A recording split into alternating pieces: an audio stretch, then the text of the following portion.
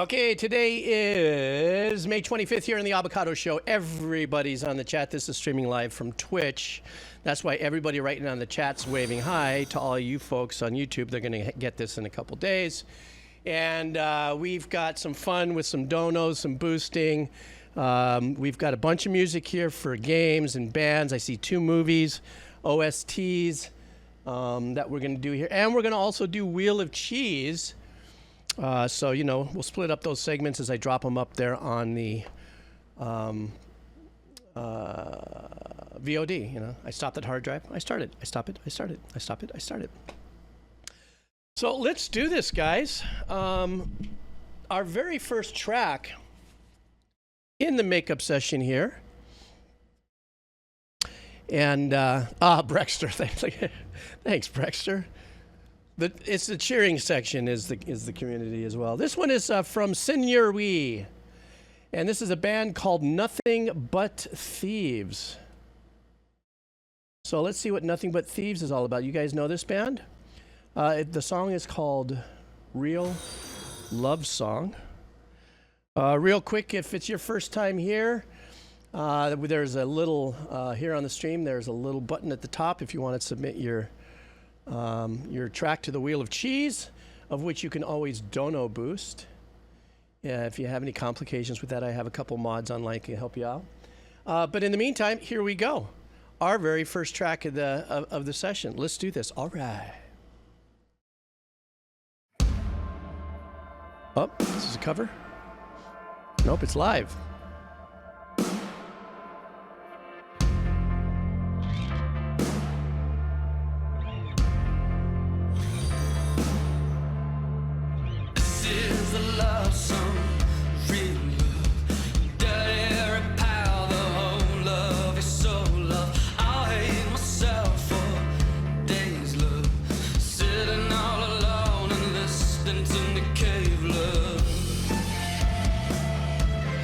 Did you know there's a guitar player was tapping on something and those were the keyboard pads, I believe. Let's see if he does it again. Yeah, watch.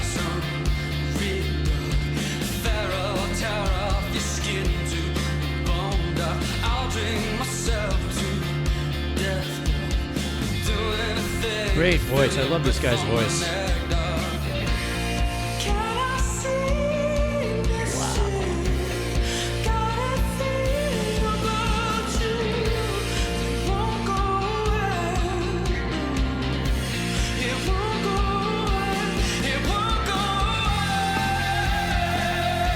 Beautiful transition from his head voice into that chest voice, man. That was fantastic.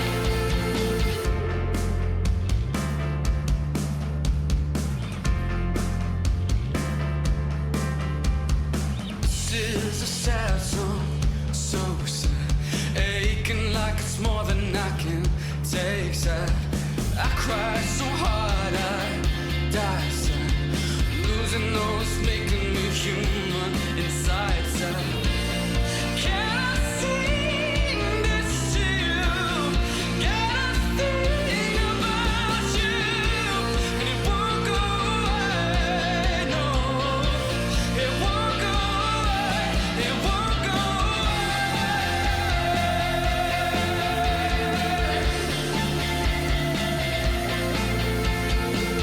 I love that the lead player was playing that line that I thought for a second was a pad. What a great tone.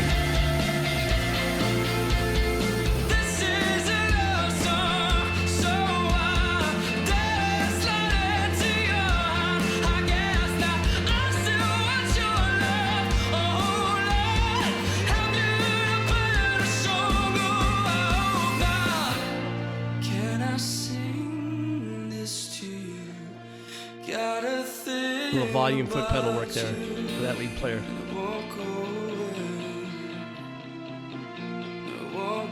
I think the lead guitar player is triggering a pad as well with his guitar playing.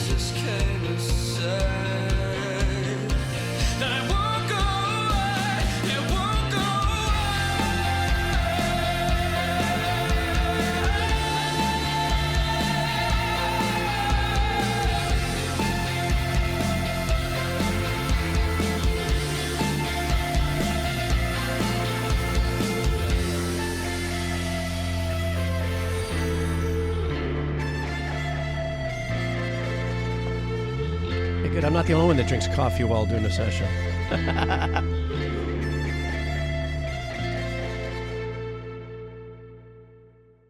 That was really, really super interesting. I was really in, you know, kind of, the song, first of all, was really just really great, really just really, really just great, really. Was very well written in the pop sense, in the pop structure of songwriting. In It to a Minute to Win It hook. The hook was very bold and beautiful. This guy's voice was phenomenal. You know, I wonder what it must feel like to have such an incredible instrument like that and to be able to express yourself that way. I unfortunately don't have a big range, and I stay in an old man's tone, and whatever the case is, kind of a raspy, smoky little thing if I ever decide to sing again. His tone was just absolutely wonderful. Albeit not very well represented in my listening statements, the rhythm guitar player too was the meat and potatoes of the track, you know, of the basic track, let alone the potatoes, the drums and the bass. But I was also really just kind of really enjoying the little plate spinning circus act of the lead guitar player, not in his skill set, but the fact that he was playing the piano with the pads, had pre-programmed little chord pads in his little, whatever the pad thing he was hitting. And it also sounded like he was having a really good time with his tone and maybe running it through some some pedal effects that gave it a little bit more of that kind of really super high pad vibe, which at first I almost chimed in and went, wow, it sounds like a pad. And then I was watching him and then putting it together. That's why I think stuff like this is really fun for me to watch too, because it helps me kind of close a gap when I'm listening to a piece of music and wondering, where's that sound coming from? Is there a keyboard player back there? And then I realize, oh, okay, that kind of trickery that sometimes I forget totally exists. So, Senor E, thank you so much for that listen. That was a great way. I swear to God, that put me in such a great mood. And I don't know if it was who it was talking about snowboarding. Somebody had mentioned it. It did have that track. It definitely had that vibe of, like, you know, pull your goggles off. You're about to drop into a double black diamond. You know, you're about to shoot trees and stuff like that. And you just set that off and you go. Had that full glidey vibe going on there. So, and actually I used to do that when I was younger, back in the days where I didn't give a crap about my life. Let me see, double black shoot, small 15-foot drop. I can thread a line through the trees there and go. Unfortunately, I never Sonny Bono'd it, you know, so I was very lucky. All right, here we go. It was you, Just Labs, that said that, yeah. All right, next up is Papa Pankey. This is a game called, oh my God, I've been getting a lot of requests for Metal Gear. This one is called Quiet's Theme. Is that it? Metal Gear Solid V or 5. I don't know. And this one's called Quiet's Theme. Quiet is one of the characters' name. The general motif is hummed by her throughout the game. This version plays during the cutscene, explaining a lot of her story. Oh, cool. By the way, guys, if you do decide to put songs even on the Wheel of Cheese, there is a little message that pops up that gives you an opportunity to explain a little bit. It's kind of nice for me to get a little bit of that info.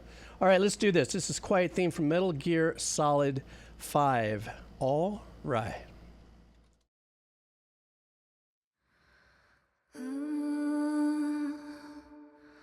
Oh, Guilty Gear. Oh, okay.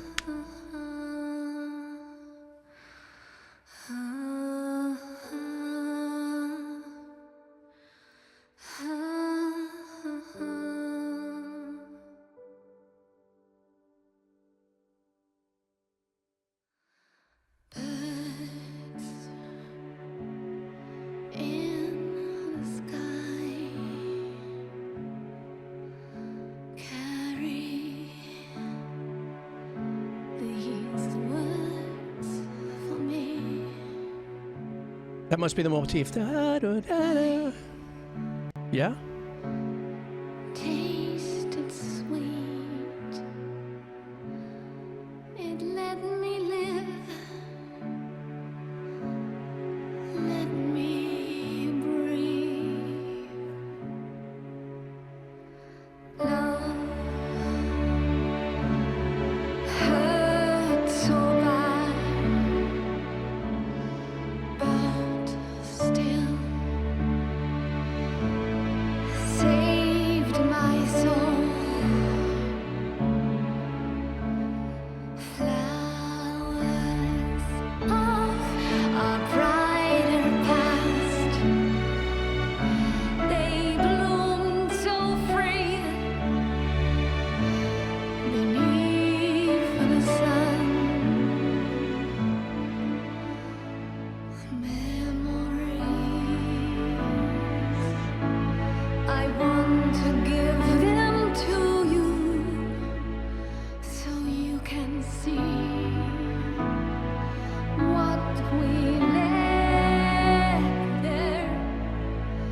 When all hope bleeds out, what remains is doubt. Should have left it all for you, for tomorrow. Kind of watering down the vocals a little bit with that reverb. Time draws near, will you live in fear? Could have left it all for you, but we let go.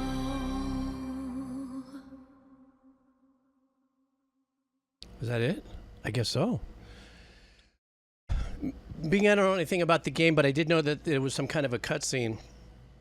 The vocals were just very mellow and stuff, but I was really kind of focusing in a little bit more on the voicings of the strings and the dynamics of it.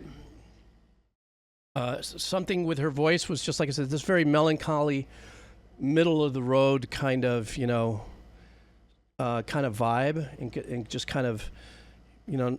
There was a couple lines that were dynamically expressed by getting a little louder, but, you know, it was a little bit like I felt like it just wanted to just not leave that pocket, so the strings came in to give it more of the lift, which I thought as an arrangement was really beautiful. And it wasn't busy strings. It was just nice, fat, and richer, thicker arrangements that lifted and dynamically gave it a little more volume. So, Camelot then 83. How are you? I'm doing all right. We're just going through our list here, having fun here with our donos, so... yeah, so next up we have, I think this might be a first time for this profile friend of ours here, somebody by the name of Fish Devil. Fish Devil wants a song from a band called, hang on, it is called wait, let me open it up. Noisia and Camo and Crooked. It's a song called Nova. Oh, his message is, man, I've been watching your stuff, but we're in the wrong time zone, so I'll catch us later. It rarely syncs up. We rarely sync up. Well, thank you for coming in and dropping in, and we're going to listen to your track right now. So he says this is kind of breakcore-ish or jungle D&B tracks, somewhere in that zone, so he thinks I'll have a blast listening to it. So I'm pretty sure I will, because I'm still kind of learning about those genres. So let's do this, guys. All right. PlayStation. No, I'm sorry. That was me.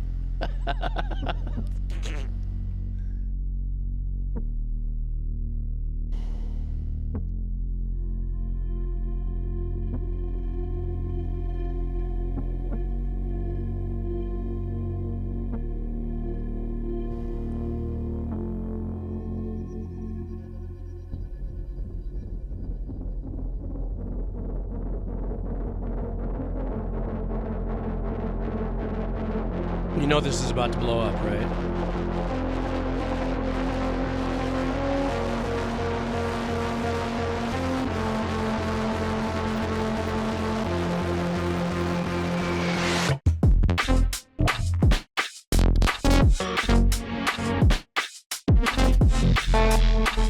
Trippy, man. Super glitchy. Would that be the right term? Glitchy?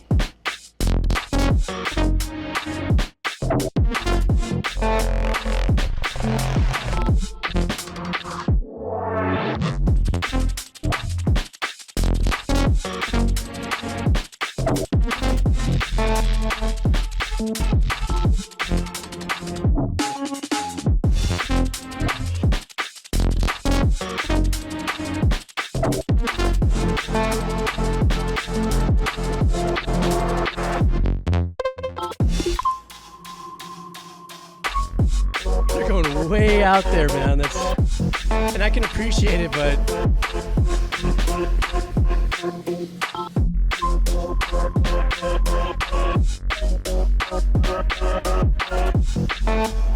Michael cuts with razor blades.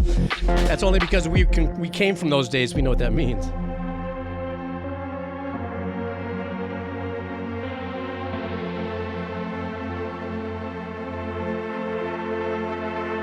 It's like a little ambient propofol before it gets back into glitch miser mode.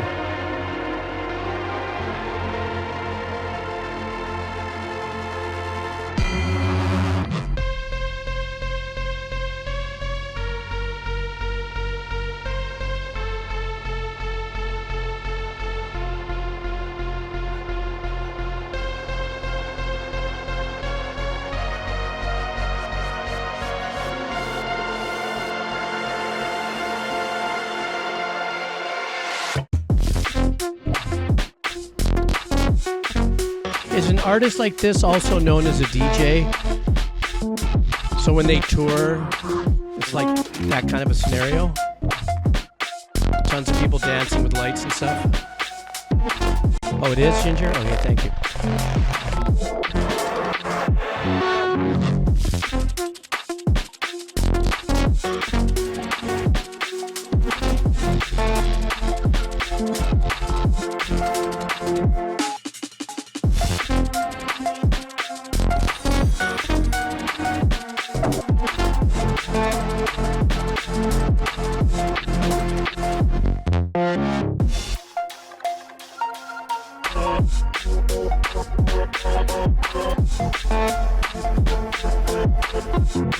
This kind of reminds me of the feeling of like having your face halfway through a portal and keeps on getting pulled back. Like you get to see something and no, you don't. Get it? No, you don't.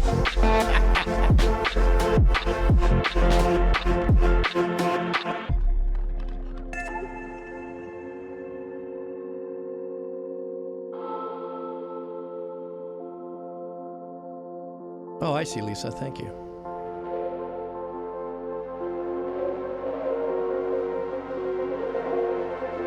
Oh, they'll mix in their own tracks. Okay, I see.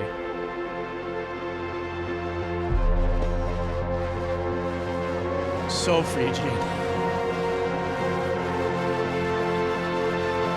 Well, it really comes home to roost here on these pads.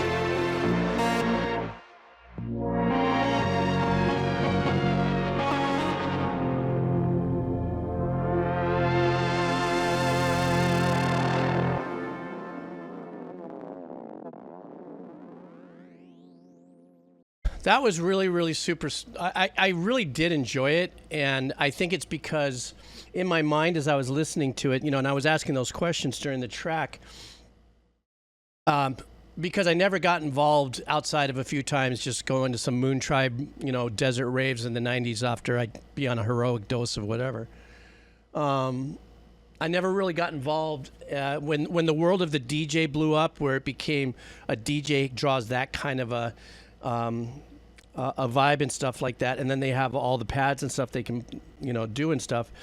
It wasn't until recently, the last few years, that I've been brought into their talent pool as far as a listener. And I don't care if you're doing it on 6 strings or on piano or violin, cello, oboe, bassoon, clarinet, whatever. You're making music, you still have to use a skill set, you still have to match it in here, and it still has to sound good, it still has to work, And so it is an extraordinary side art form, even if it's all just pads and stuff that you program and stuff, as far as I'm concerned, I find it to be, pretty entertaining. The glitchiness of the track was like, wow. It's like breathing a little air and then starting to suffocate and then catching your breath and like, oh, I better exhale before I have to hurry up and catch another, is that one of those kind of vibes? But I did like, there was 2 times where in the middle of the song, he kind of let us kind of glide. What did I call it? The propofol ambient chill moments. Twice he laid some pads on us just to make us go, okay. Coming on, coming off. So next up, Lincoln Ski. This is a game called Professor Layton. Let me see. It's called Professor Layton versus Ace Attorney. Is that anime or a game? He said it's a game. And sounds cool. This jaunty loop that plays while the attorney Pheonix Wright is on the cusp of an idea inside a otherworldly courtroom filled with knights and magical mysteries in a world. All right, here we go. This is called Omen, Footfalls of Turnabout. And this is coming in from Linkinsky. Let's do this, guys.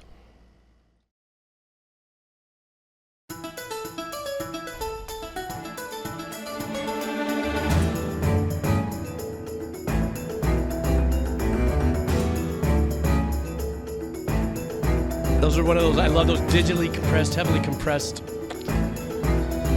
spiccato jabs.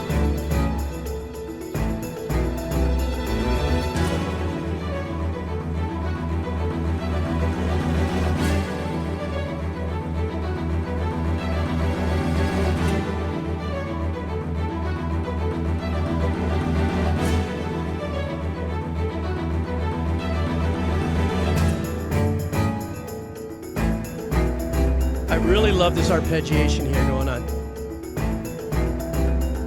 With the pseudo xylophone vibe.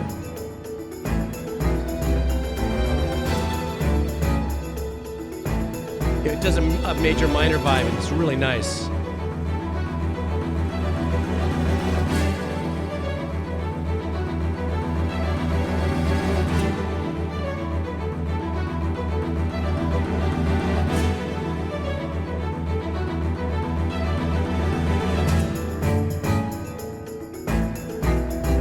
This is a very thinking piece.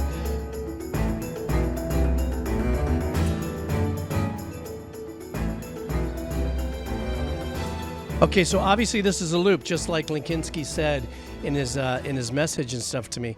But so if it's something where it's very contemplative, and in the sense that you had a lot of things going, and you had the little single double bass-ish, or no, more like, I'm sorry, that was cello, more of a vibe.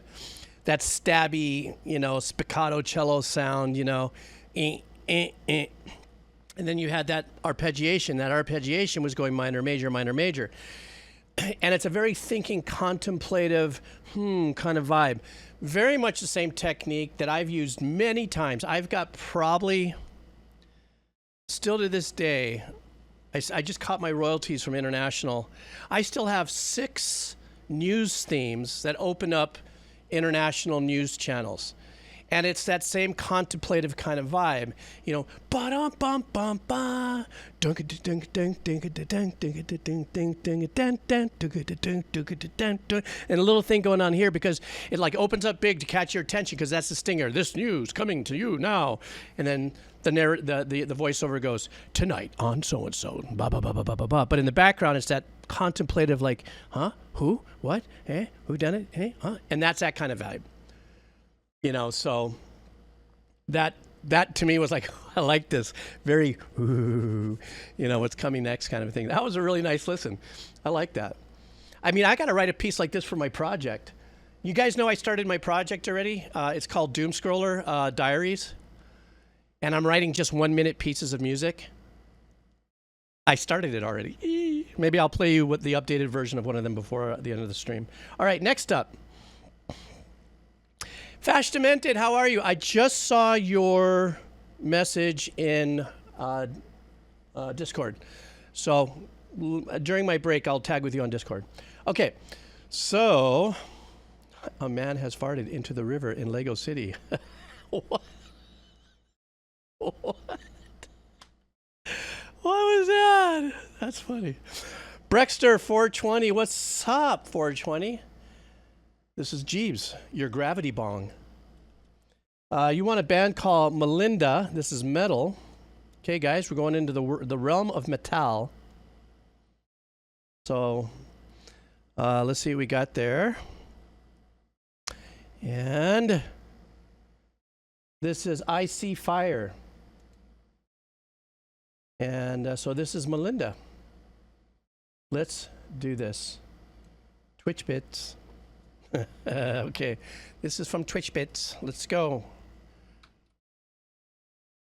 I love I See Fire by Ed Sheeran for The Hobbit. It is lovely, it's a beautiful melody, but every time I hear it, I want it to be like, I want it to go hard. I want it to go really hard. Just go in. In high Is this school, what you I wanted loved, from me? like Evanescence and Nightwish, and that is the energy that I want right now. And generally, if an idea like that is in my head, I have to do it. And who better to do this cover with me than the queen of alto metal rock vocals herself, Violet She's Orlando. introducing the track. All right, there it is. We're good. Oh, misty eye of the mountain below, keep careful watch of my brother's souls, and should the sky be filled with fire and smoke, keep watching over during sun.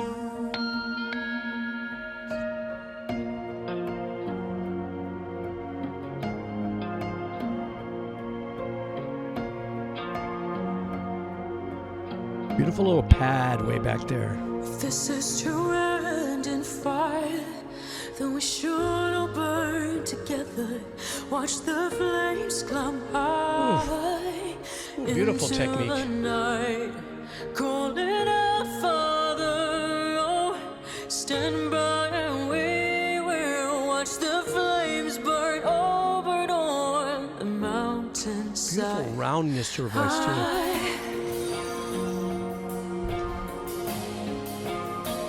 And if we should die tonight, then we should all die together.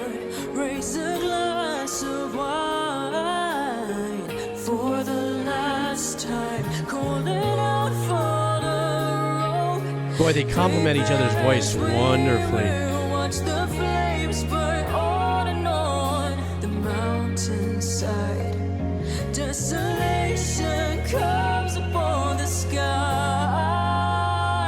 Now I see fire inside the mountain. I see fire burning the trees. I see fire hollowing souls. I see fire blood in Oh, that old school snare sound. and I hope that you'll remember me.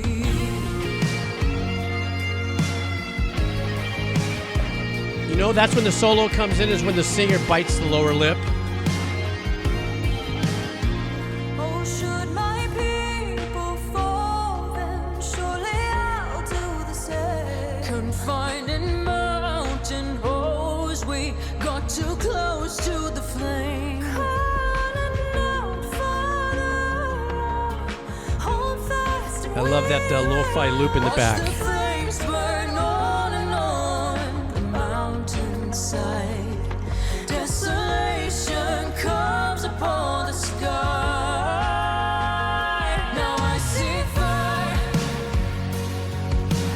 inside the mountain. I see fire I don't know why, but I'm also feeling just a little bit of trees. I see fire Nightwish kind of a vibe. hollowing souls. Powerful tracks, great vocals. Burning the breeze. And I hope that you'll remember me. And if the night is burning, I will cover my eyes. For if the dark returns, then my brothers will die. And as the sky's falling down, it crashed into this lonely town. And with my shadow upon the ground, I hear my people scream. Can you hear little strings are popping off back there? Inside the mountains, I see fire burning the trees. I see fire hollowing souls. I see fire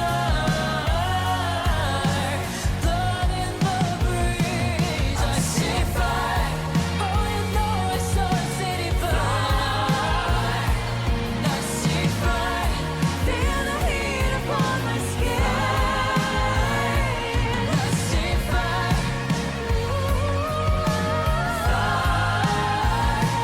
I see fire burn on and on the mountainside. You can know- download this track and listen to it forever. No, you on can't my- because I'm stopping it right here. I thought the track was so well done. I think vocally they so complemented each other. Sounded great. It had that power metal, kind of like there. I can't remember the Heart. That's it. I'm thinking of Heart. There's a little bit of that Heart power metal vibe to it. And something else that I liked is they actually, as they started broaden the, you guys are laughing. Why did I?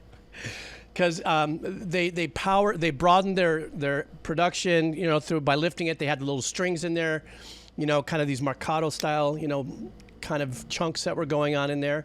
The one thing that I was kind of at first I focused on, and I was like, Wow, I haven't heard such a deep dish snare like that. That sound reminded me of like, like an old SP1200 I used to have way back, when you used to have to start your computer with, a turnkey and a motor. But some of the older sound of that snare too is also, I think, is what gave it that like 90s power metal ballad metal power metal ballad vibe, something like that. Either way, I really like the song. I loved, even though I guess it's a cover, right? So it is a cover, I believe. Is that what this is? Nonetheless, it sounded great, man. Fully dug it. I thought that I dug it. I fully dug it. Okay, let me. I got to refresh. I was told I must refresh, and I'm refreshing because I'm fresh that way.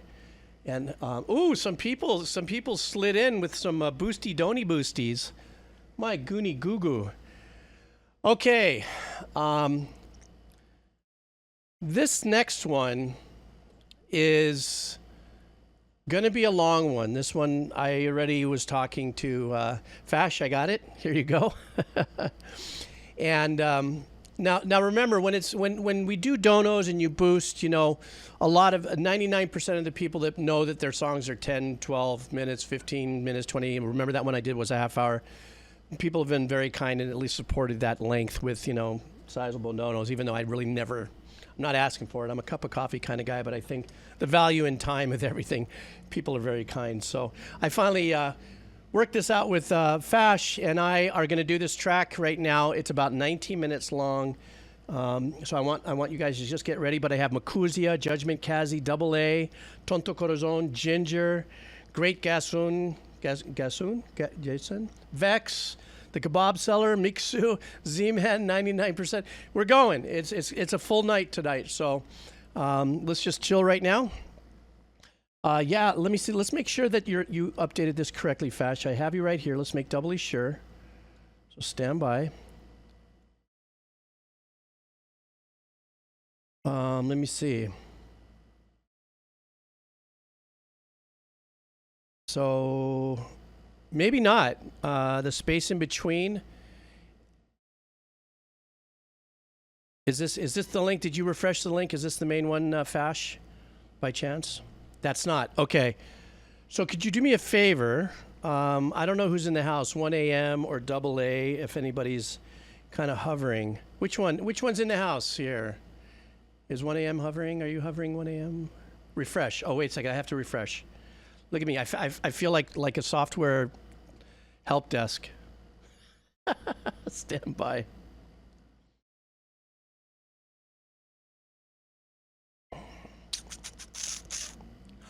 Ah, I see it now.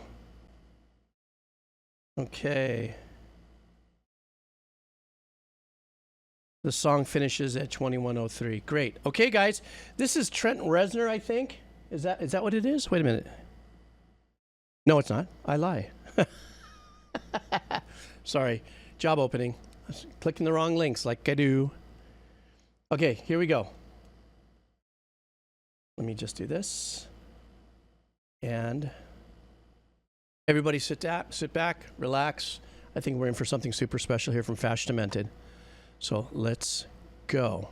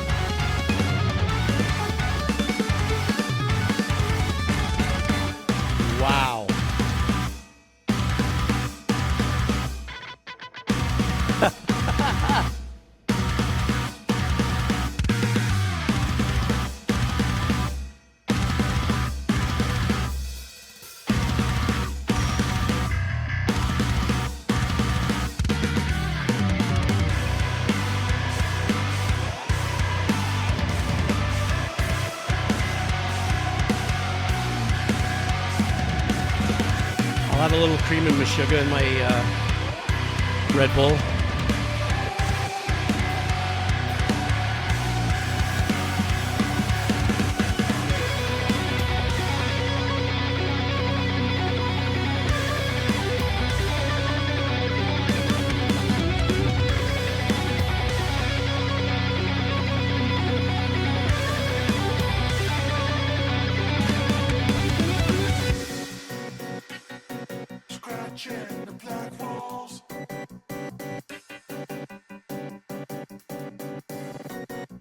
Ooh, listen to that hi-hat work.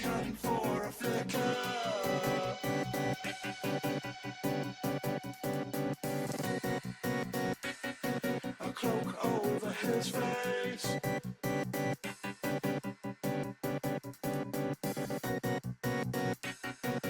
And a dagger in his side.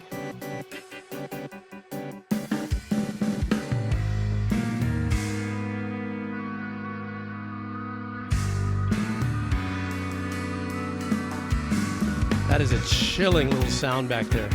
Gazing from closed eyes.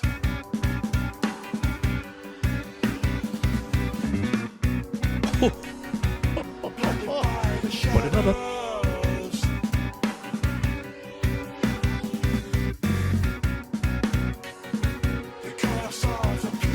That one little delayed stab.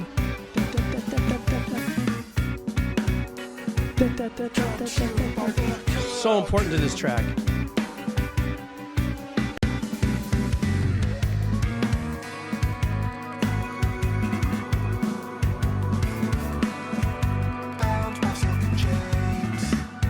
Little starlight arpeggiation in the back.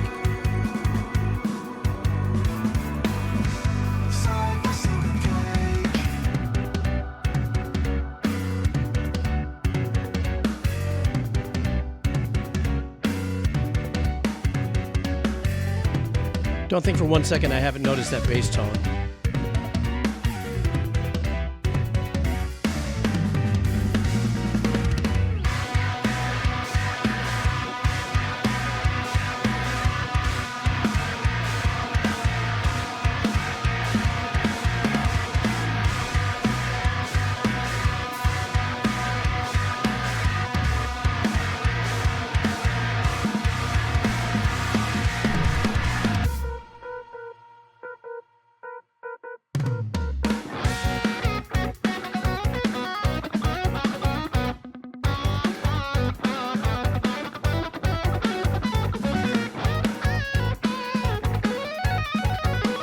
Very Guthrie.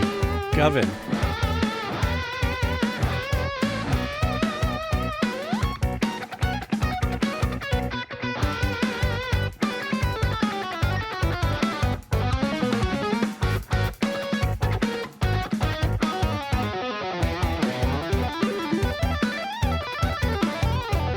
Like that legato work right there.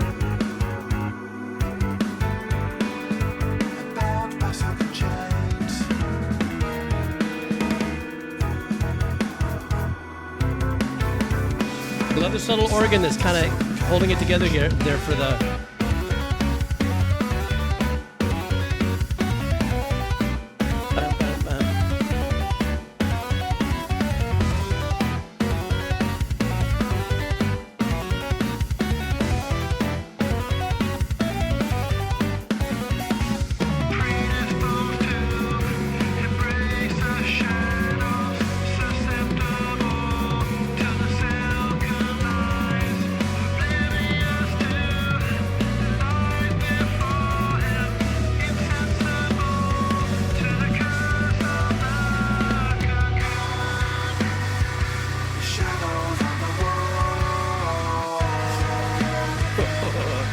Nice drop.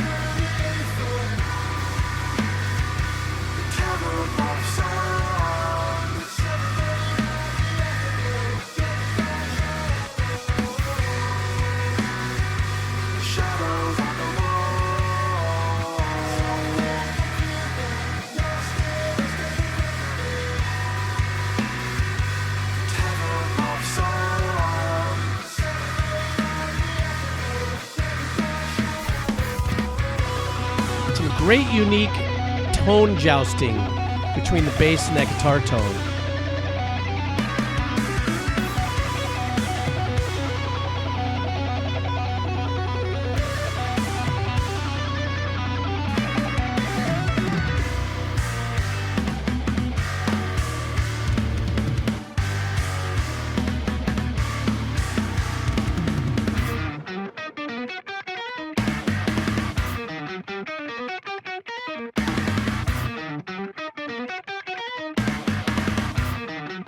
Those lines are being doubled by the organ player. That's great, in unison.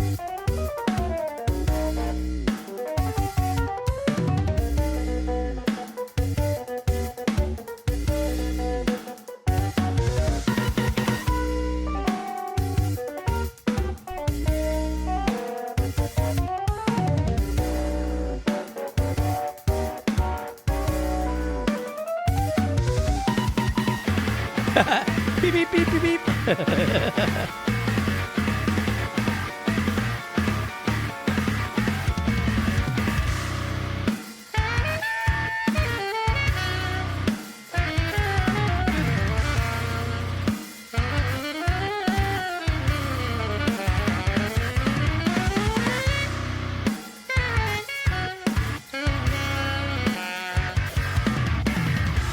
God, that sax reminds me of Steve Travagalloni.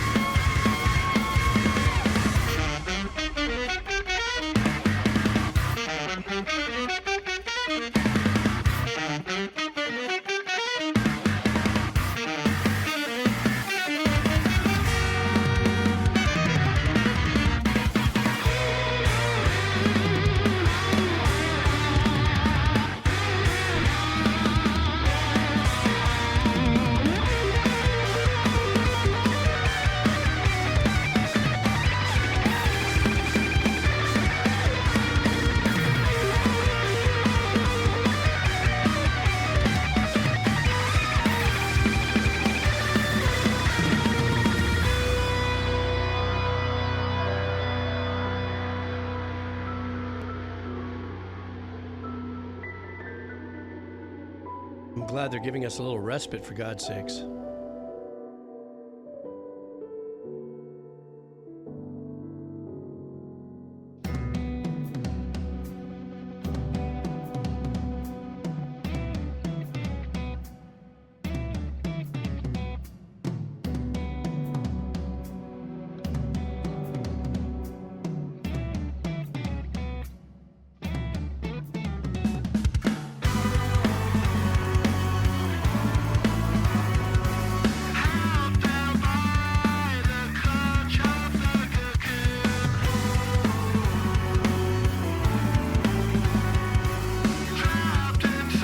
A little bit of a Brazilian jazz fusion movement right there.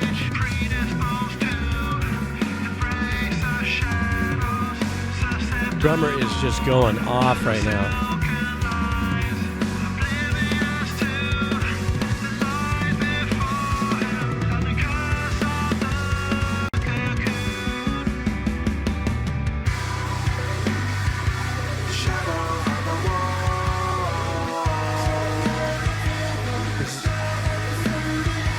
Super weird sweeping arpeggiation going on the back. It's badass.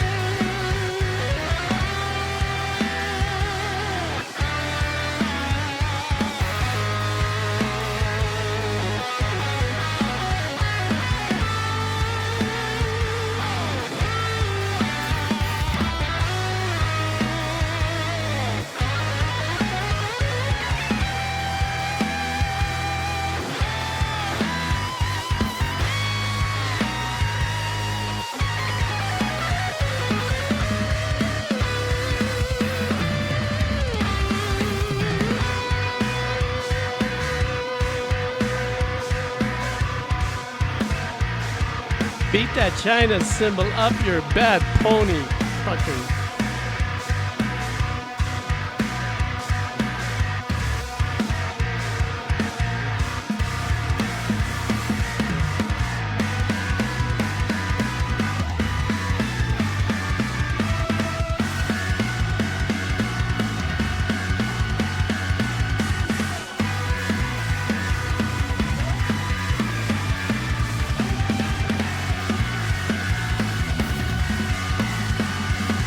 Fuck that drum work. My God.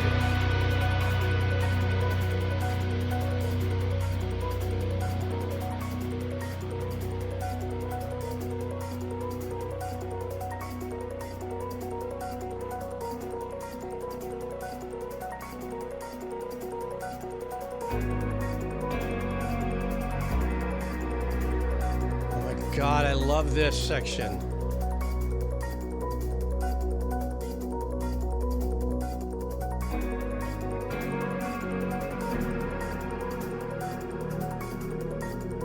I think what makes it even more beautiful is because we're coming out of this chaotic mathematical magic.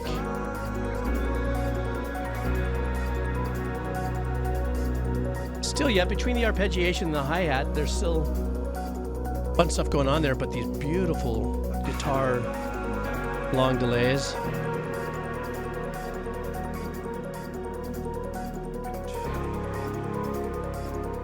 I was just listening to some of Maxim this morning. Paralyzed, unable to scream.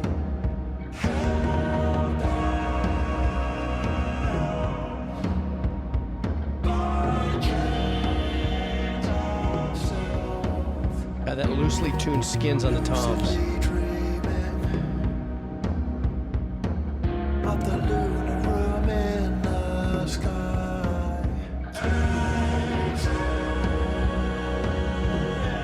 Ooh, pretty background.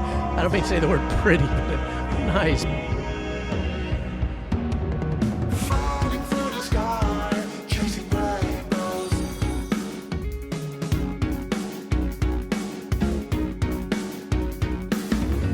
Dreaming full of die, breaking free from the silken chains. Numb and complacent in a paradise for fools.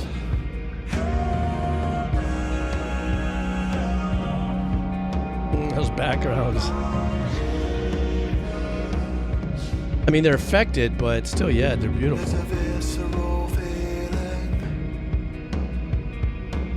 of a world beyond the wall.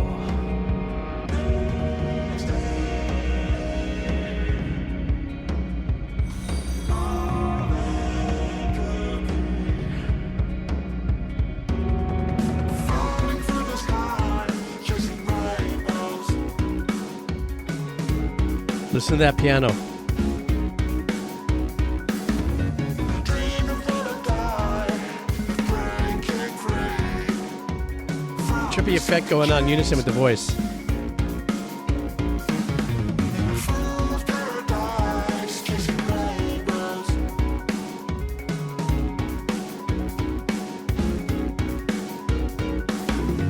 Not paralyzed, he can't break free from the silken chains.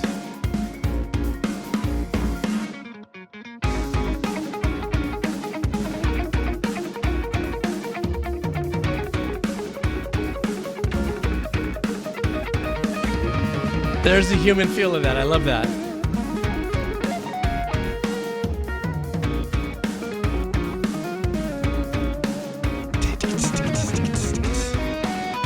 That's the magic right there in the hi-hat. Let's do it.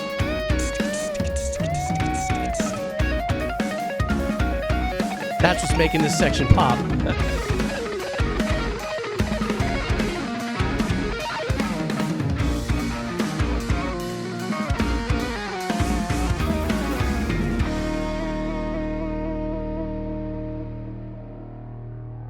Smack the whammy.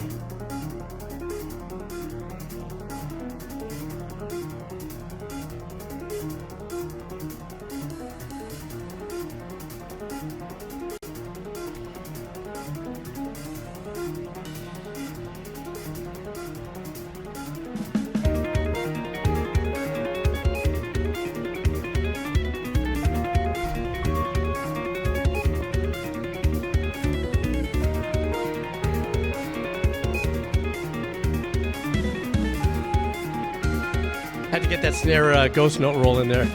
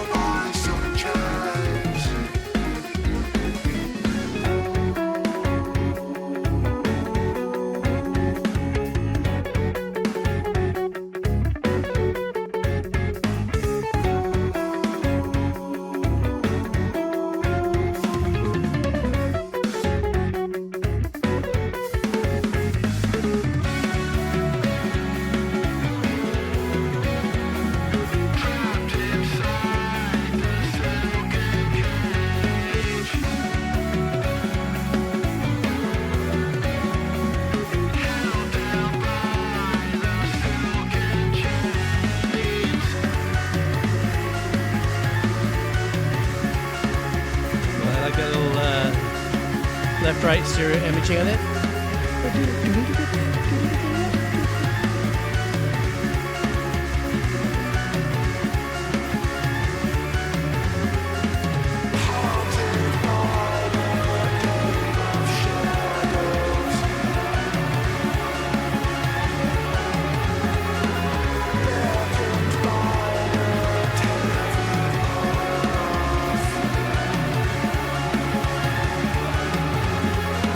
Chaotic vibe, but it all fits.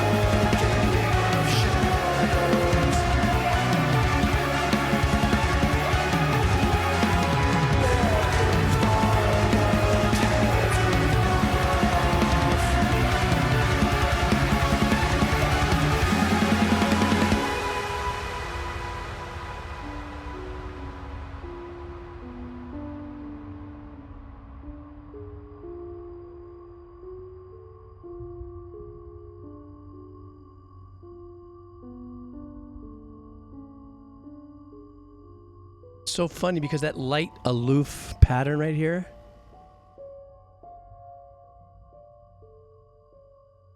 is the basic tracks of what we just heard, at least the bottom of the bass of it, not bass in music, but instrument.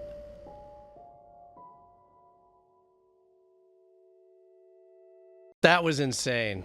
That was absolutely insane, Fash. And such a listen. So chaotic it seems to be, but it is actually such a great representation sometimes of how chaotic I feel sometimes what we're living through right now. Unfortunately, the chaos and a lot of the stuff that we're going through doesn't yield beautiful music like this. But you have to have a certain sense of like being able to kind of numb out everything else around you to really get involved into a piece of work like this. And really, I think the magic is trying to listen to a piece of work like this without over-analyzing anything. If there's such a thing, how do you over-analyze something that is as complex and chaotic in its arrangement as what we just heard? And, you know, the chaotic aspect about it that I talk about, the complexity isn't so much the technique of the chaotic aspect of the arrangements. A lot of arpeggiations, a lot of that stop-start, you know, syncopation, double-metered kind of vibe. It's like this. It's hard to say. It's like a hornet's nest. Inside the hornet's nest is all the, you know, all that craziness going on. But on the outside is just the nest. It's just this thing that looks like this.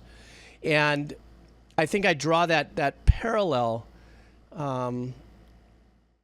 because it's almost like I'm trying to imagine myself being in the minds of these arrangers and musicians in the shell of what this is as a it's a song. It is this long. This is a song. The shell on the inside, the intensity and the dynamics and the musicianship of everybody involved. I guess I was reading. I guess Jordan Rudess is on this as well as all these other musicians and stuff. And it's just, you know, and to think, for me as a musician, especially, that's a joy for them. It's a wonderful outlet to cut loose and be that creative and express yourself as a musician. For me, it was anxiety driven, not in a bad way, like, oh, I can't listen to it, anxiety, but more of an intimidating kind of way. I don't know if that makes sense, but that's just how I felt. Like it was musically intimidating, but very joyful to listen to. I guess. You know, if there's ever pieces of music that make me want to take any one of my guitars over here and turn it into a coffee table, it's something like that. Because the musicianship and the arrangement's so phenomenal, and I am, if of 1 to 10, if that's a 10 in musicianship, I'm barely a 2. You know, so sometimes there's a part of me goes, I want to do that, and I finally say, I'll let them do that. But there's a part of me that I wish I can kind of join in with that, you know, sharing of that experience of musicianship and all that sort of stuff. So, but that's my personal take on it. I'm just saying, but it was a great track, Fashionman. So well worth the wait. So well worth the wait. So yeah, that's my thing. I'm gonna take a sip of water for a second. Hey, SB, I don't think I said hi to you. How you doing? Ooh. Man, that was a hell of a listen. Jeez. Yeah, I did have to take my cans off and let just some oxygen rotate in there. I swear to God. I think my brain or my head, all the heat from my body from listening to that went straight up to my head. I was like going, woohoo, got to clear that. So, yeah. Oh, my God. Oh, that's funny, Ivan. That was good. If that's a 10 out of 10, I'm a letter. That was great. Double A just shared that for you guys. So if you're interested in putting that on your playlist, it's all right there. All right. Fash Demented, thank you so much for that. Onwards and forwards, guys. Makuzia back in the house. Makuzia. Are you even here? Are you here with us, Makuzia? Do you like parachute in? You do this, then you bounce out and catch it on the VOD? There you are. How are you doing today, Makuzia? You know, Makuzia, what part of the world are you in? Which continent? You know, I say continent, and you know, nowadays doxing is on Europe. Oh, so it's late at night for you. What is it, about 2 in the morning? I think-ish, something like that. Nonetheless, thank you for coming in and dropping in and say hey. Let me see. We're doing, Makuzia wants us to do some anime. It's 5 a.m. Bruh. You either doing an all-nighter or did you just wake up this morning and you're drinking your tea at the moment? Gaforiel, thank you so much for dropping in that sup ball. How are you, buddy? So let's do this. We're doing anime. Makuzia always bringing a nice little change up for us here. This one is called, it's Clannad, Clannad. Just got your message, Double A. I see you lurking. So Clannad is the name of the anime. And the name of this track is, I'm going to probably say this the best I can. Nagisa, Parting at the Foot of the Hill. It's a warm piano arrangement. Oh, nice. Good. Because after what we just listened to, I wouldn't mind a warm piano arrangement. All right, guys, let's lay back and let's get in for a warm piano arrangement. This is going to be a great re-rinse. All right, guys, let's do that. Makuzia, thank you so much once again for your generous, very generous cup of coffee. Let's go.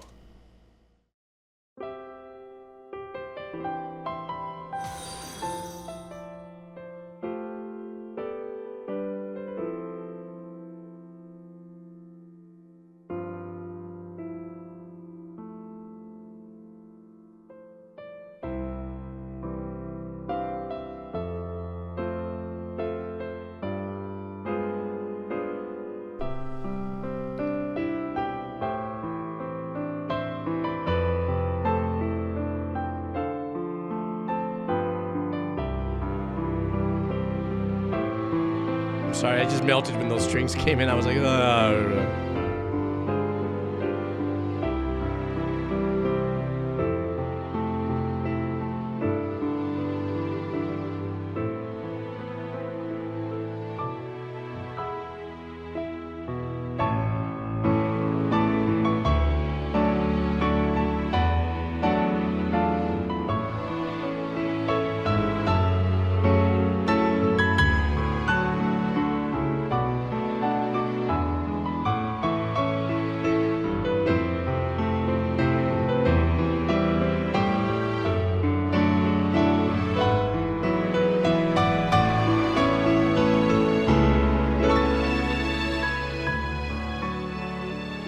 I love the constant right hand harmony that's being played with along with the melody.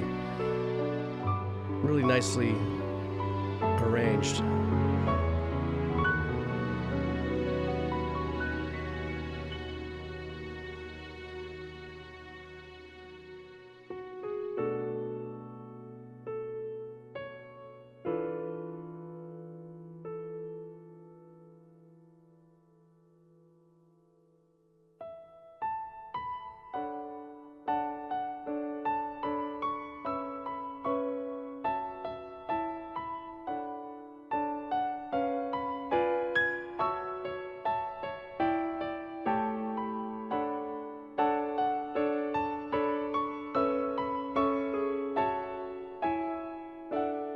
Noisia, is this melody part of a leitmotif, or is this maybe her separate theme or something?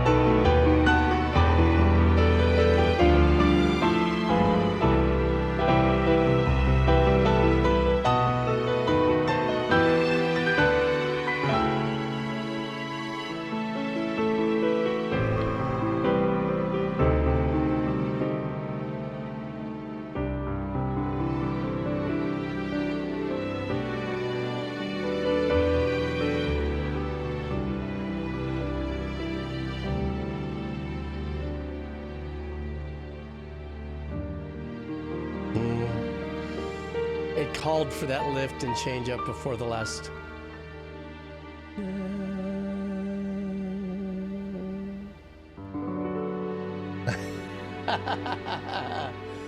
Sultry seventh. There were, what was beautiful about that track for me, in my mind too, when I'm listening to a pianist, I'm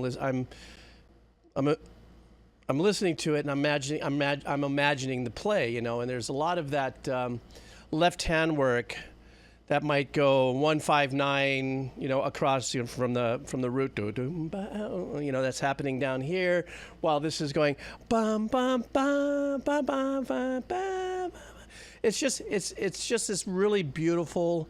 The chord changes are recognizable. So I think there's also a beauty of this track is that because of that recognizability in the piano style and performance and the way the right hand work was being done, because of the recognizability of that, there's also a lot of that. Now you guys tell me, if this was the first time you heard the track like me, you kind of felt like you knew where it was going, which is really super nice. It's not everything has to be a mystery musically. You kind of feel when the change is coming, and even if you don't know music, that chord change is going to come and continue to lift because it's putting you in a very nice mood until the composer does something very unique and maybe changes it up. That's why even at the very end, I realized, I think anybody who's a musician, when he got to that second to the last chord, you just knew that he was going to do something kind of, going to let you hang out there maybe, and then leave you out there. He goes, I'm not going to let you know how I resolve it until I bring it back, you know.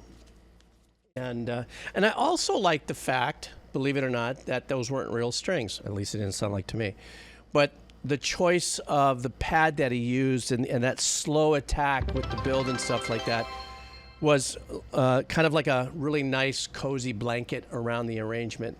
Especially when the pianist was getting a little more definitive and a little more dynamic with the playing, then you had this kind of more of a synthy string vibe to it. That gave it that synthy string vibe, ambience and width and etherealness to it, you know. So, but Makuzi, I thought that was a beautiful track, and I needed that track after what I had just heard before that. I mean, I say that with love, but that other piece of music was massive. So, Makuzi, thank you so much for bringing that in, man. That was just a beautiful, beautiful track. Thank you so much, and also thank you again, as per usual, for your generous cup of coffee. I really do appreciate it. So, okay. Double A just kicked the hornet's nest. It's all Double A's fault. It's all Double A's fault. Here we go. Here comes a track from Double A. I think you did this because I say David Maxim Micic. I don't get this right. Micic or Micic? Or Micic. I'll do Judgment Kazi's first. Okay, fine. Fine. Well, I'm just telling you, Double A, Judgment Kazi, Double A almost squashed you one. I think, but he did come in, but you know what? Double A was full on. I noticed that he did send this one message, and he told me what happened, and he was like, oh, no, please, but don't, just do his first and mine. So, you know, there's true morale and authenticity. Double A just is, you know, that's why he's my power mods with the rest of the guys in the little foursome clan there. So Judgment, I'm gonna get back to you, Double A. Judgment Kazi, we're doing another anime, guys. So let's do this. Stinky Cheese is a ways away still yet, so but we will get to Stinky Cheese. Judgment Kazi, this is anime. This is Ghost in the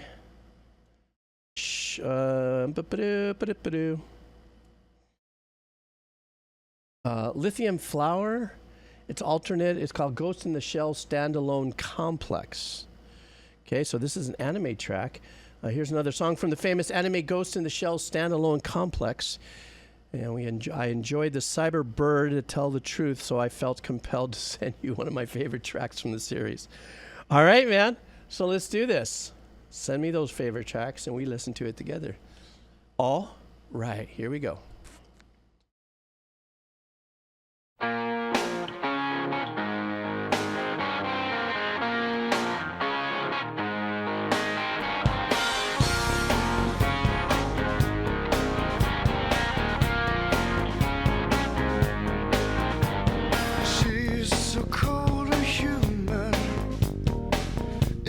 Humans do. She stays so golden and solo. She's so number. It's gotta be a synth bass, no? She's incredible math. Just incredible math.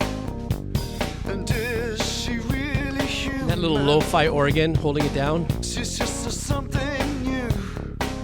Awakened lithium flower just about to bloom. I smell lithium now. Smelling lithium now.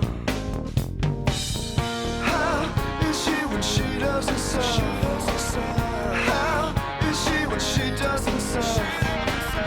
How is she when she doesn't serve? I wonder what she does when she wakes up. When she wakes up.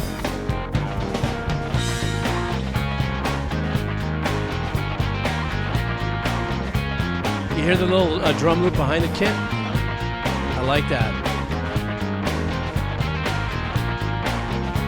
And of course now we get the bass in. Pupa. So not does so come so all on fire. She's so good, she's so good, she's so goddess. I like the voicing on the chord that the organ's holding. Sonic wave, and she's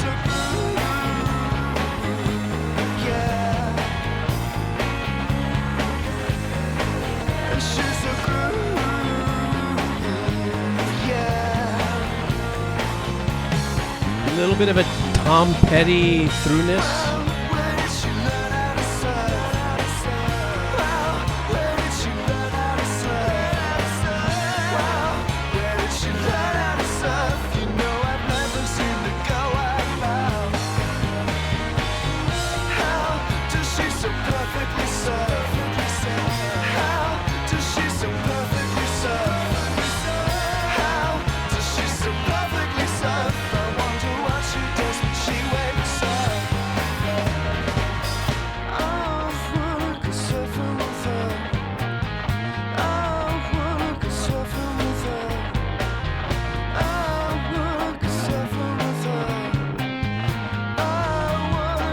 Bass.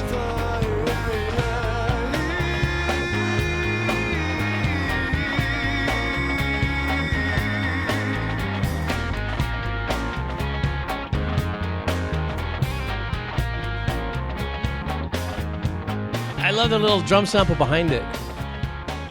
It's fading now, but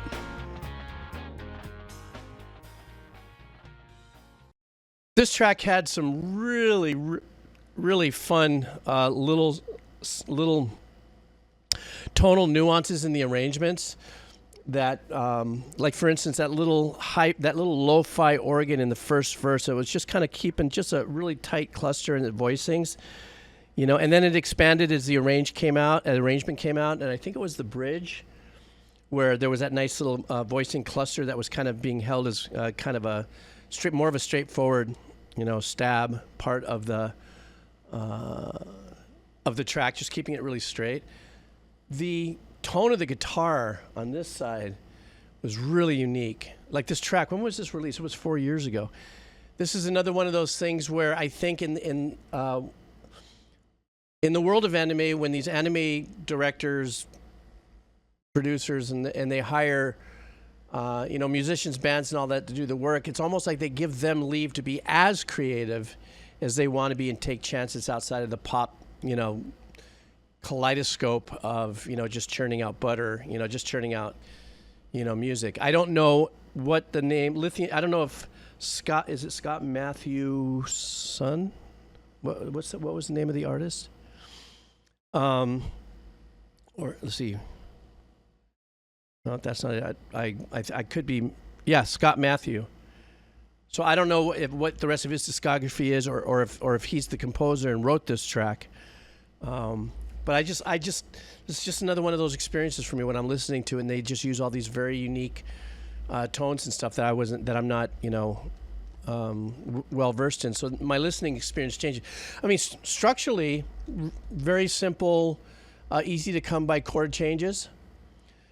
You know, so there was nothing, I would say, fusion extraordinaire in the, you know, in the structure of the song, as much as it is taking these typical chord patterns that we have used, you know, before many times, and adding these tonal twists to the, you know, the arrangements and stuff with different sounds and different things. Yet underneath it all, it's still these same three chords that, like I had said earlier, it sounded a little Tom Petty-ish. You know, but you know, you get you obviously get the chance to paint it in any way you want. So, Blind Snipers, how's it? How you been? So yeah, that was a pretty sick pick. Judgment, Kazi, sick pick. All right, let's go into now. Now I know we're gonna get into some very well, no, I can't say that I know I'm going to get into abstract eclectic fusion metal here, but I do know, because it's so funny, because this morning I came across, I think he just released a new track today, so it showed up on my browser and I listened to it and I was like, oh my god, so good. And it's David Maxim Micic, and so this is from Double A. Thank you, brah, you know, I appreciate it. I'm going to have to buy myself an Oktoberfest mug for the kind of generosity that some of you have in buying me coffee to fill it up to here. Thank you so much. So the name of this track, let me see here. Micic.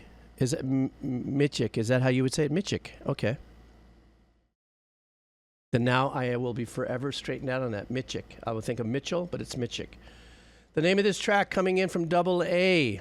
This is a little bit of a stretcher. Let's just chill out and get ready for this one. This one is called Daydreamers. And so, inspired to do more of the DMM by chat. Yeah. Let's do this. Okay. Whoops. Made the boo-boo. And they go like this, and we go like this. All right, guys. Here we go.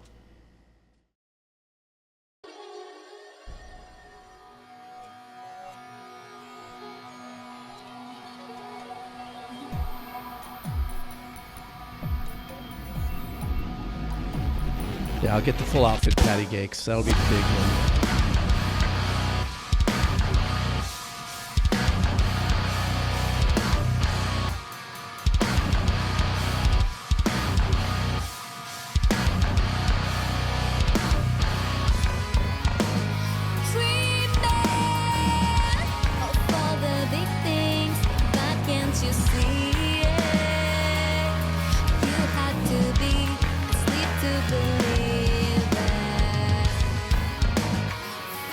God, listen to that bass tone.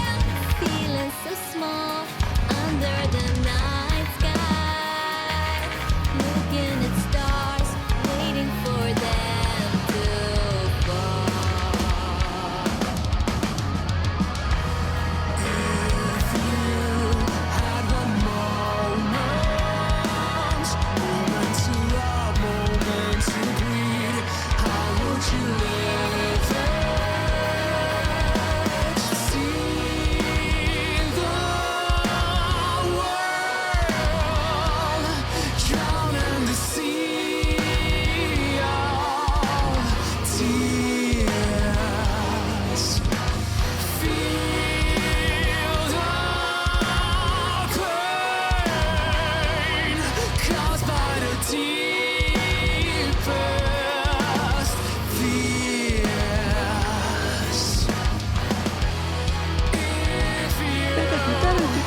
You hear the strings back there? Or string-esque arrangements?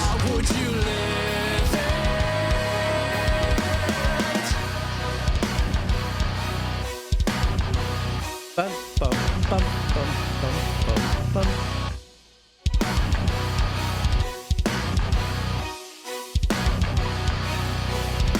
The bass actually has a Geddy Lee tone.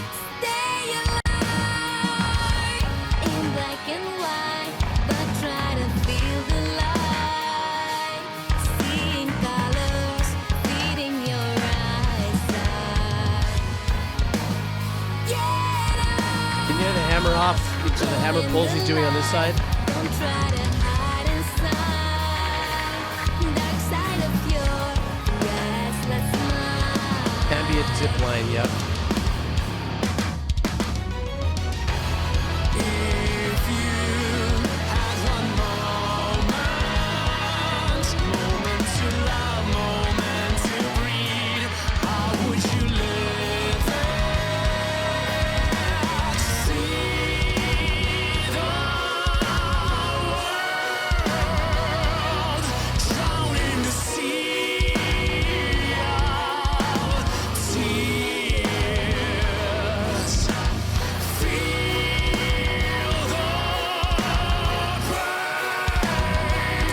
Little Devin Townsendy right there, yeah.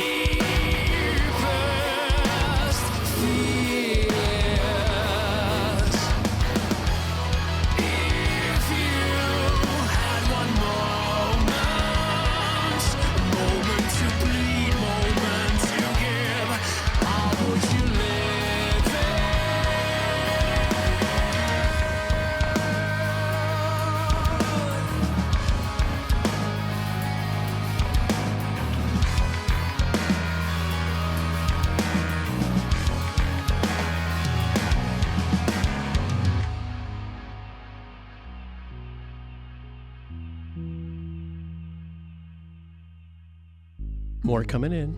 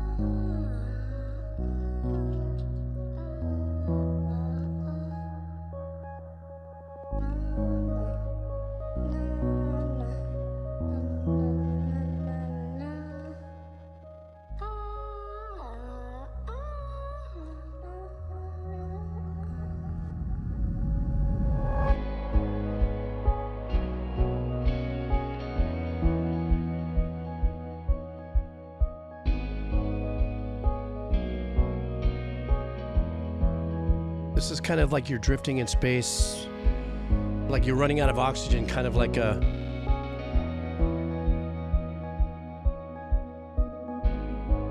What's the name of that game that I like to play?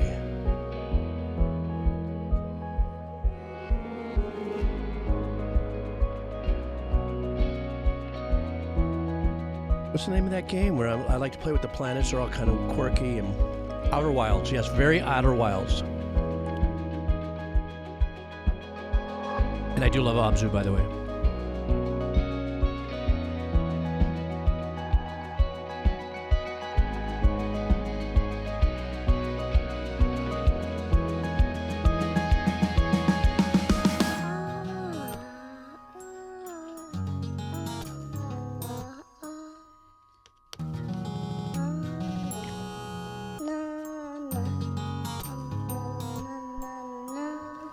It's just a little kind of creepy, trippy.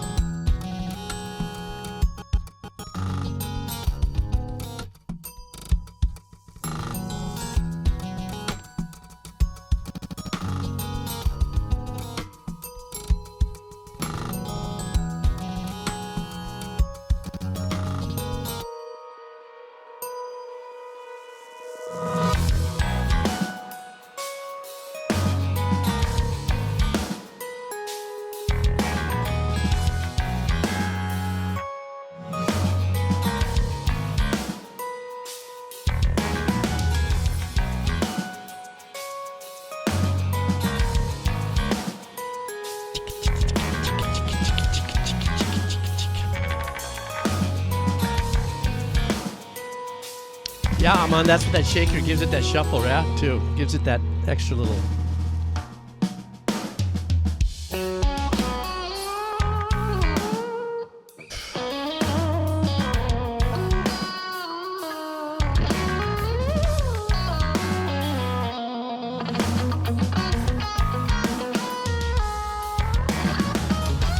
Ooh, that floor tom sound.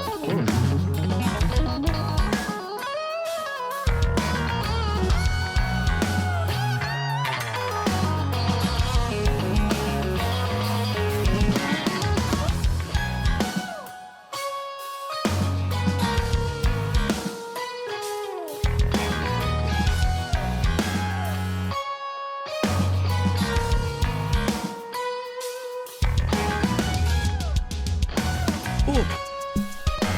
I love that little fill, that little phrase right there. It's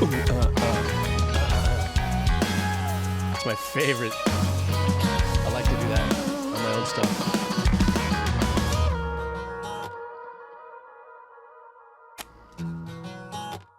This acoustic track production is insane.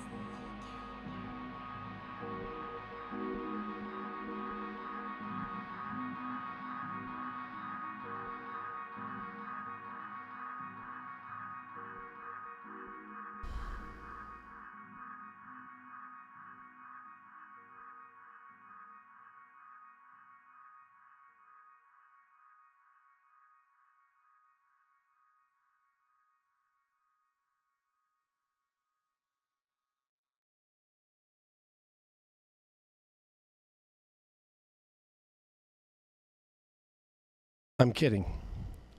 I just wanted a little piece after that.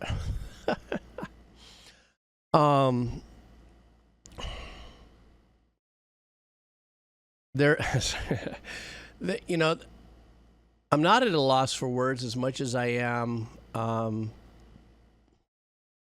kind of moved by the piece to where, as it was coming down with that ambient, ethereal, spacey a vibe towards the end, I allowed myself to stop listening, like from my position as a composer, and I just wanted to get into the release of the track.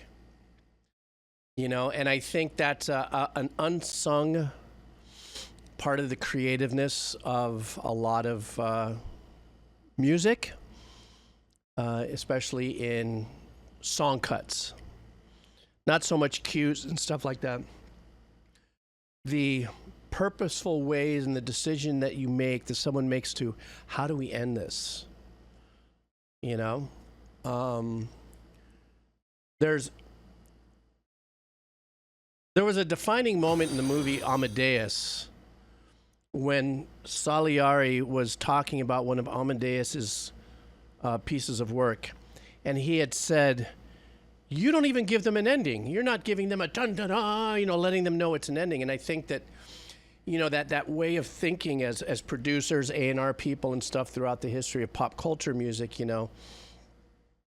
that's kind of a fashioned kind of way that we've been kind of used to how songs will end one of two ways, either a fade, or at least coming from as way back days as I did, either a fade or dun dun dun dun dun, some kind of definitive kind of ending. I think in my journey of the last 3 years, especially here on the Twitch channel, I've really enjoyed just as much as of a release of the track, how they're choosing to eliminate sometimes just parts at a time, peel away little layers, group fade, the percussion out or something of that nature, or take an arrangement that was once and then they reassign that arrangement into something more softer, slow it down, still keep you in that, but all of a sudden they just decided to chill it out into a specific kind of pad, something very ambient. And that's what that did to me. That's why when it ended, I didn't want to say anything. I just wanted to kind of rinse in the moment. Now, obviously, I'm just talking about the ending. The piece of the track was, a piece of work where it's like just sitting in a museum in front of a, piece of great artwork, and you just have to sit there and just go.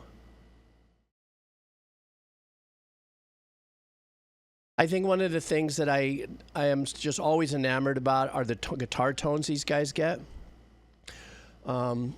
There was a comment somebody had left about the math rock tone had a kind of a Chan vibe to it, which is that more of a clean. It's that Chan. Who's that other guy? Timmy from Periphery, is it? Tim Henson. Pliny's another one too that use very clean tones, and they have this magical touch in their hands. And what they do. And I just talked about this yesterday, about what it is that, how the musicianship, it's what's come out of you. You could take 10 guitar players and give them a 2-bar riff to play or a 2-bar phrase to play. They all can do it, but it's the interpretation from the actual fingers on the fretboard, on the strings, with that each individual's way of wanting to maybe bend into the next note or tremolo out, or they have their own vibrato that's very unique and stuff. But by virtue also of technique and stuff like that, these musicians just, I was always under the impression as a young guitar player, when I first was listening to Eddie tapping way back in like 77 and stuff like that, I said, well, that's got to be full gain with compression, and maybe they're even putting a limiter before the signal goes into the head or something, because it all sounded so precise and so perfect. I was trying to figure out a way to sculpt that, that how is it that that's happening and not having to really hammer and pull off and stuff. But you know, they're playing like butter and stuff like that. You know, I'm still kind of a little lost with that because I can play guitar, but I'm not a guitar player as far as a tone chaser and stuff. I actually only have 2 guitars that have humbuckers. I do have this one guitar where I have my little Seymour, my Duncan, you know, soap bars, you know. It's kind of a cheater humbucker, if you would. I do get some nice tones for some fusion jazzy work, but I never get it to respond well enough when I try to do those kind of Tim Henson, Pliny kind of things. And I emphasize the word try. Not that I do their stuff. I just do, what are they doing? He's doing this what? Wide open, and I mean, I might get 30% close, but still I'm not getting the same tone response, you know, for a number of many different reasons. But I'm always enamored by artists like Micic and the tones that they get out of their guitar playing. Even when you can hear them doing stuff that's legato and the tone changes a little bit as they run and speed off. That is so beautifully gooey in a saxophone legato kind of way, where, you know, you would hear these great saxophone players go, but it all flows together. There's not this, you know, sometimes it can be a little punchy and brighty and stuff, but it's just magic, man. And I guess there was 2 singers on there. There was a female and a male, which I enjoyed that too, because he is a composer. It's not about him singing, as I understand it so far. It's about him writing great pieces of music, and he'll pull in whomever, you know, he sees or hears will fit the arrangements, you know? So, that was great. Okay, let's continue on. This is for, hey, tonto corazón, ¿qué te parece, mano? ¿Qué tal? ¿Qué onda, wey? As my friends from Mexico would say. Che, Jorge, ¿qué onda, wey? Wait, where's my underwear? No, onda, wey, pelotudo. If you're Spanish, I know you're laughing. Okay, this is, ¿cómo está? ¿Todo bien? ¿Y vos? This is from Tonto Corazón. This is City and Color. Yeah, he is all about the composition. Okay, let's continue on. Did I say hi to It Snows in Australia? How are you? I don't think I did. How are you? Okay, and this one is called The Love Still Held Me Near from City and Color. So let's do this. All right. Thank you for sharing that, Double A. By the way, everybody, the last track is right there.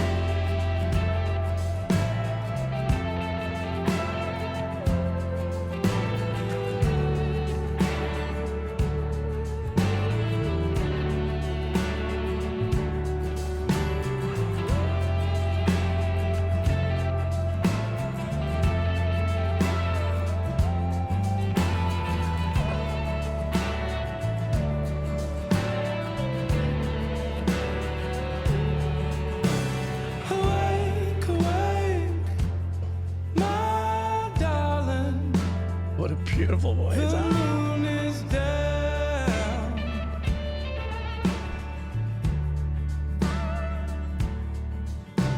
The waves,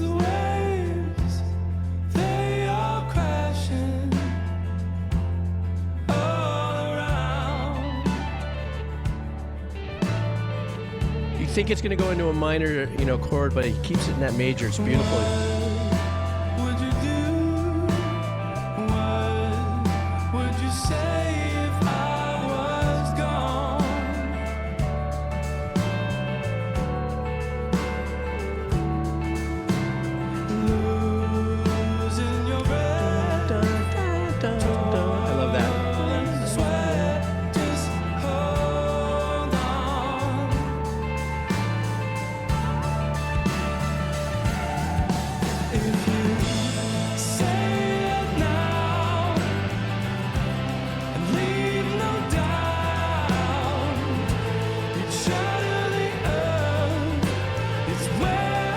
This guitar is badass.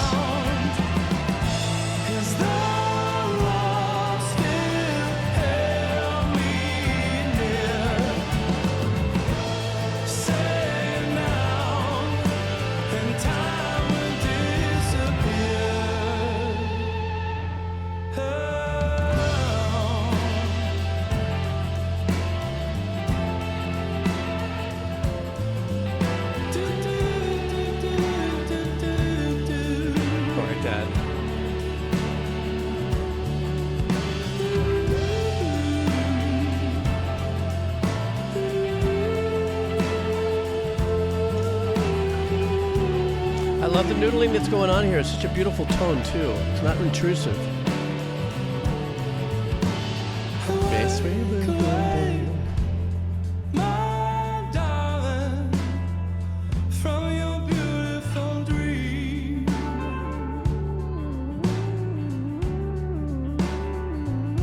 Oh, that's badass. Save me from my sorrow, which burns eternally.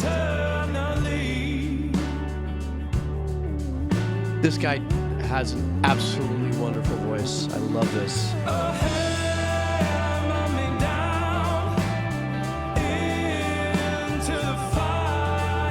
I'm reborn.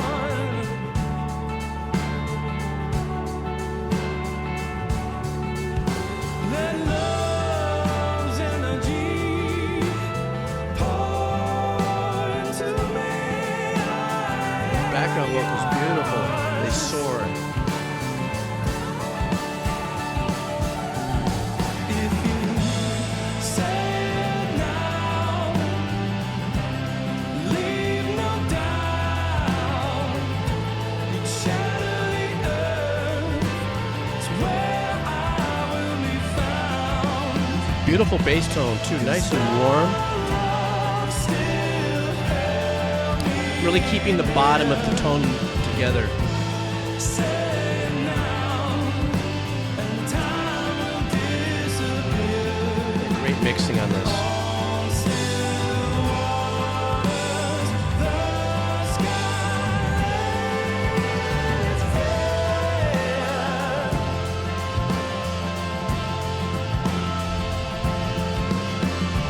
Hope is hanging on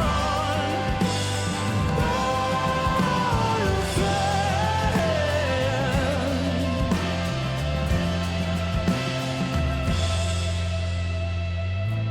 Say it now. Leave no doubt. That was really nice. That little stop start there was great for the track. Cause the love still held me near. Say it now, and time will disappear.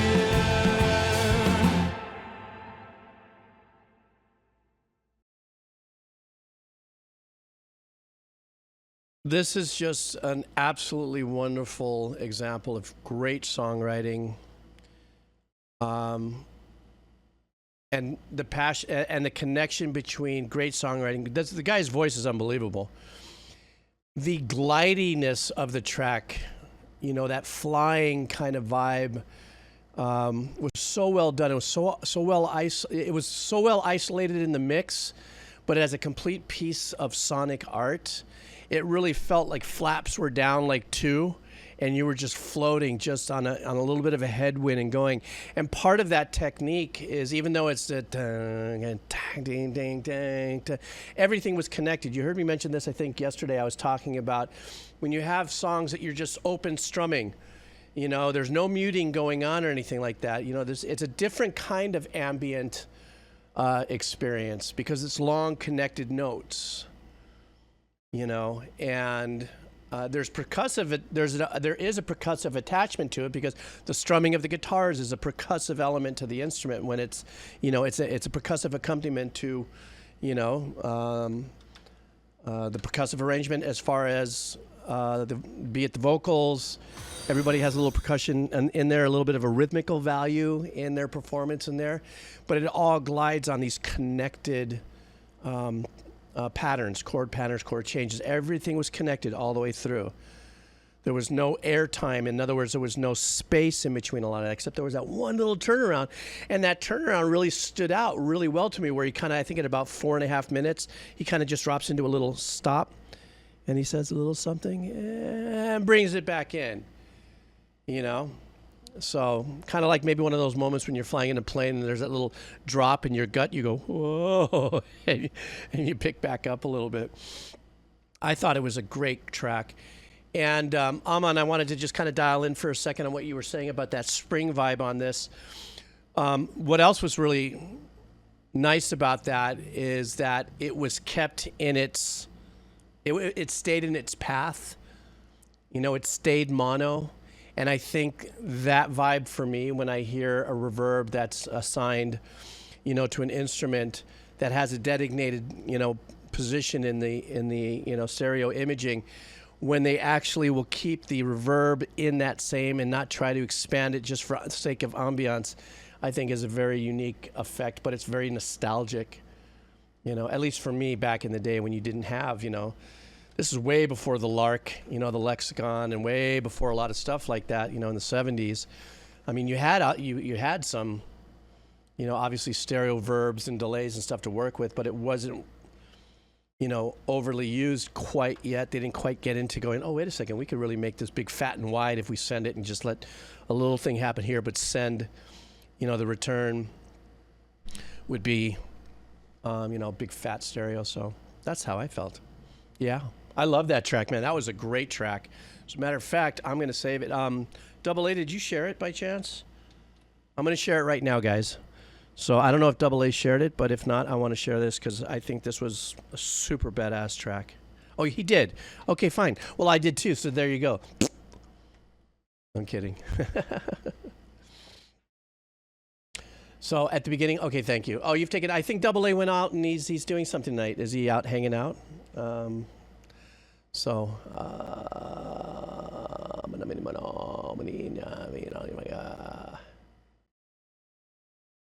What am I?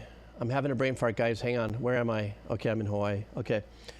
Ginger, this is for you. Oh, we have a redeem? Okay, hang on. I gotta hit a refresh. But we are doing Ginger's track next, but I gotta refresh this really quick. Oh my goodness, Robo Gorbachev, $40,000.69. That's 69 cents snuck in there, pal. Is there some kind of kauna there? Is there some kind of message? Read between the lines. I see you, Gorbo, or Robo. Gorbo. I did that dyslexic thing. Gorbo Robochov. I'm sorry, that's me. You guys will put that on my tombstone, my digital tombstone. You know, the older I get, the better I was. Okay, I'll get in on you, Robo Gorbachev. Thank you very much, Gorbachev. And I'll get in with you soon. Let's go with Ginger, though. This is a band called Wilco. It's a rock track. And let's see what we got here. This one is called Impossible Germany. Here's some more coffee money. Thank you, Ginger. And thank you. Yes, family is doing well. I get to see all of them tomorrow. I mean, the whole cluster. I get to see them all tomorrow. I'll see if I can't get one of the uncles to take a picture of the clan, if you would, of the avocado clan. Okay, here we go. This is from Ginger. The band is Wilco, and this is called Impossible Germany. All right.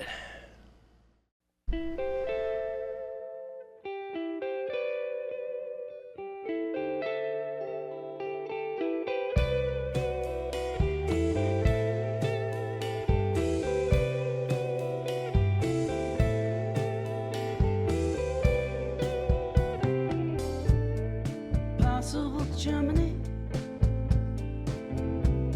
unlikely Japan. Wherever you go, I was expecting that change. That's good. wherever you land. I'll say what this means to me. I'll do what I can. Impossible Germany, unlikely Japan. Okay, I was listening. I thought I heard 3 guitars. I was like, where's the other guy? Problem, we all need to face. This is important, but I know you're not listening. Now I know you're not listening.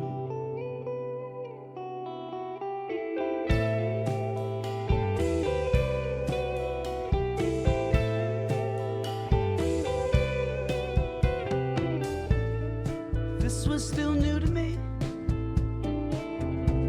I wouldn't I understand. love how beautifully subtle where the organ's sitting in the mix. Possible Germany, unlikely Japan.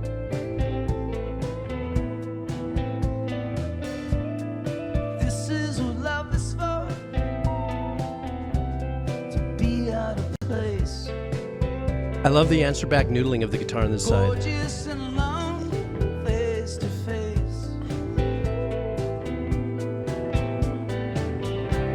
With no logic problems, they need to be erased. Nothing more important. I love that voicing on the guitar, that chord change. Someone's listening. Now I know you'll be listening.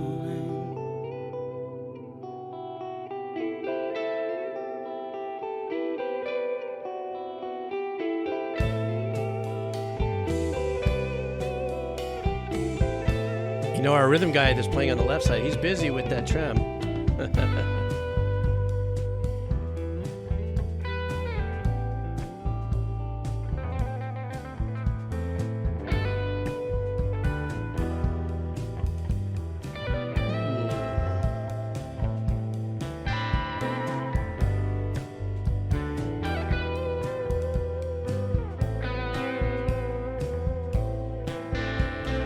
little bit of a Jeff Beck wash on that.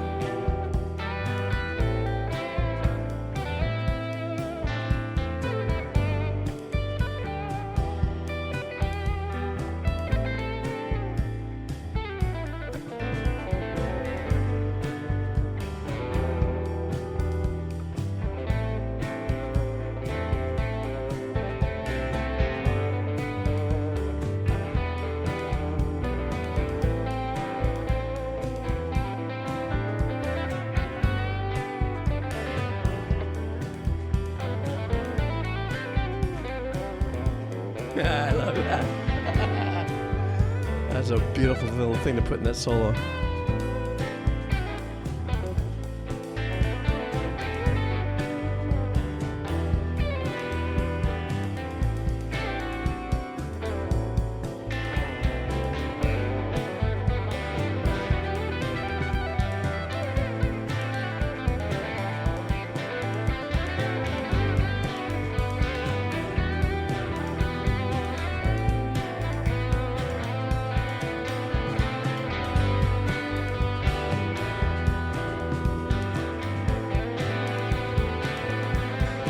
He's going for his tune check right there.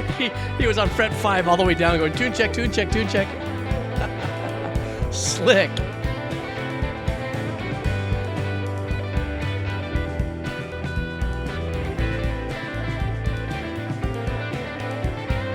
So pro. Wouldn't have worked if we would have been a half step up or down.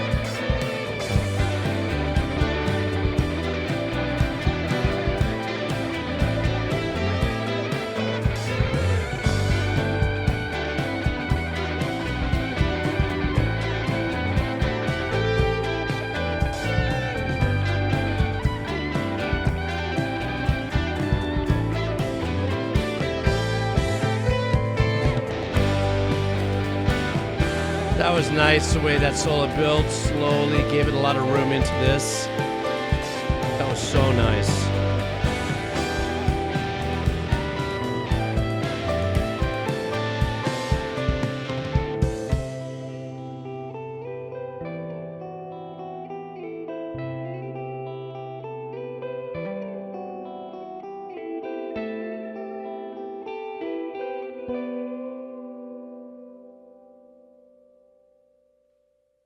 That was so nice.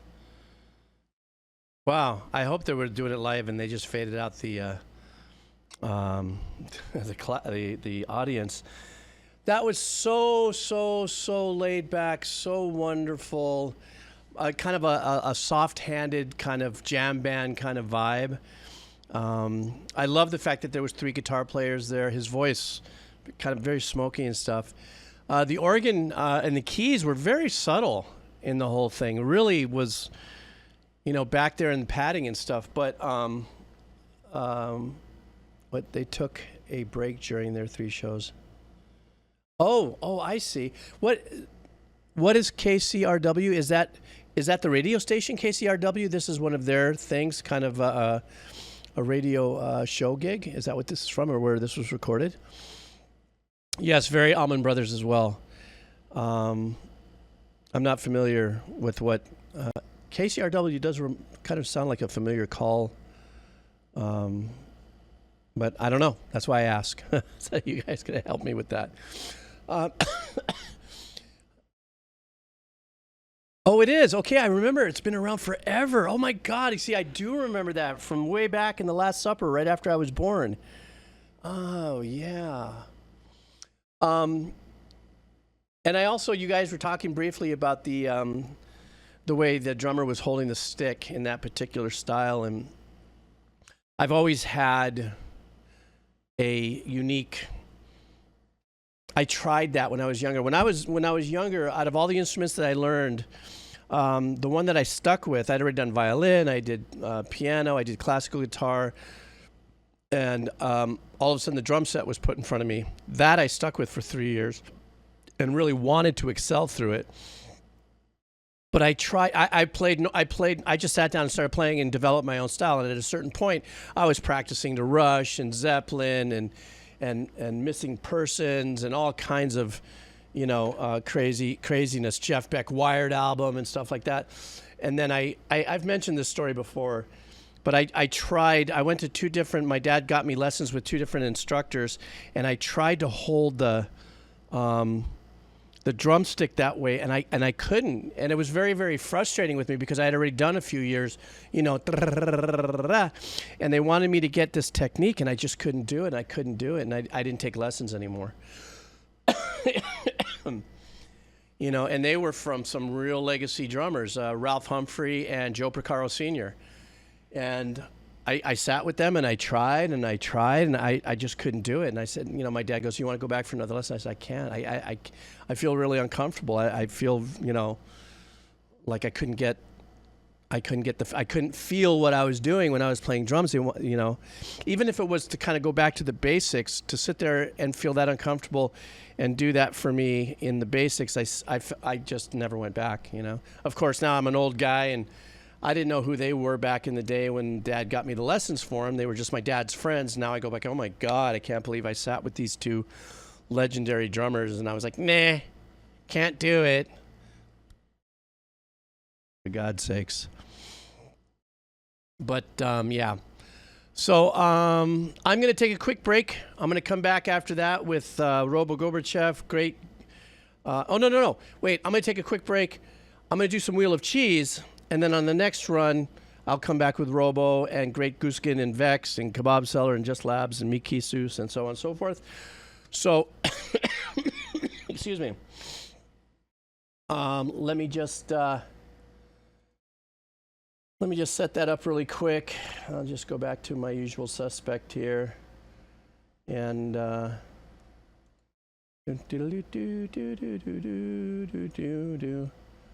what do I want to... come on, why aren't you giving it to me, guys? How about if we just do some...